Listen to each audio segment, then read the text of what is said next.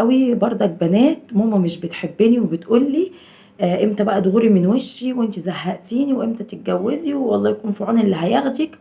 والبنات يا جماعة بتتأثر جدا جدا بالكلام ده من مامتهم. يا جماعة ده كلام أمهات الطبيعي، يعني لو الأم ما قالتش كده ما تبقاش أم، هي دي الأم المصرية ده كلامها. فمش عايزة بنات الشيطان يلعب في دماغها ويحسسهم إن أمهاتهم وأبوهم ما بيحبهمش، لا ده شغل شيطان. الشيطان عايزك تتنمرد على كلام امك وتتنمرد على عيشة امك وتبقى مش حابب الكلام معاها وتبقى بتزعق فيها وشايفها ان هي مش بتحبك. وكل ده شغل شيطان والله بيدخل ما بين الابناء وما بين الامهات. لكن مفيش ابدا ام حتى بتدعي على ابنها وبيبقى من قلبها. يعني استودعتكم في رعاية الله وامنه.